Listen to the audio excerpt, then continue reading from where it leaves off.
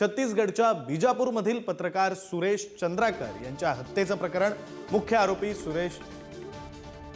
मुकेश चंद्राकर यांच्या हत्येचं हे प्रकरण, मुख्य आरोपी सुरेश चंद्राकरला हैदराबादमधून एसआयटीनं अटक केलेली आहे। 120 कोटींचा घोटाळा उघड करणाऱ्या पत्रकार मुकेश चंद्राकर यांची हत्या करण्यात आली होती।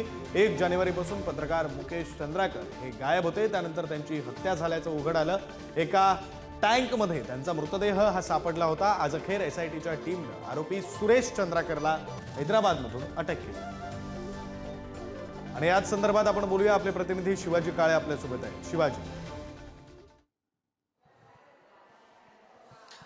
पत्रकारांच्या बाबतीमध्ये असं म्हटलं जातं एखाद्या सरकारवर टीका करताना, लष्कर भी तुम्हारा, अखबार भी तुम्हारा, तुम सच को झूठ लिख दो, सगळं तुमचं आहे अशा पद्धतीने सांगितलं जातं। मात्र या काळामध्ये देखील भारतामध्ये आपली पत्रकारिता जी आहे ती जिवंत ठेवण्याचं काम पत्रकार करत असतात आणि आपले सहकारी असलेल्या चंद्राकरला अशा पद्धतीने अमानुषपणे मारहाण करण्यात आली, त्याला मारून टाकण्यात आलं आणि सेफ्टी टँकमध्ये सगळ्यात महत्त्वाचं म्हणजे तो सापडला यामुळं की त्याचं मोबाईलचं लोकेशन ट्रेस झालं आणि सगळ्यात शेवटचा फोन चंद्राकरचा त्यांचा जो रितेश होता, जो मारेकऱ्यांचा आरोपीचा भाऊ होता, त्याने त्याच्याशी भाष्य केलं होतं असं समजलं। त्यानुसार पोलिसांनी चौकशी केली तर सेफ्टी टँकमध्ये त्याचा मृतदेह 3 जानेवारीला सापडला। 1 जानेवारीपासून तो गायब होता। आता हैदराबाद पोलिसांनी यामध्ये अटक केलेली आहे आरोपीला, आरोपीची चौकशी केली जात आहे। मात्र या सगळ्यामुळे पुन्हा एकदा जगभरामध्ये भारताच्या पत्रकारितेबाबत किंवा इथली पत्रकारितेच्या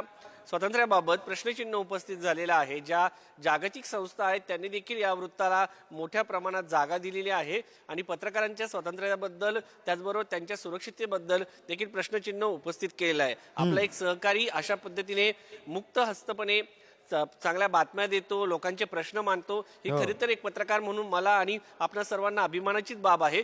मात्र ज्या पद्धतीने हत्या झाली ती हत्या निश्चितच निंदनीय आहे आणि पोलिसांनी या सगळ्या प्रकरणामध्ये तात्काळ जो आरोपी आहे त्याला आता अटक केलेली आहे।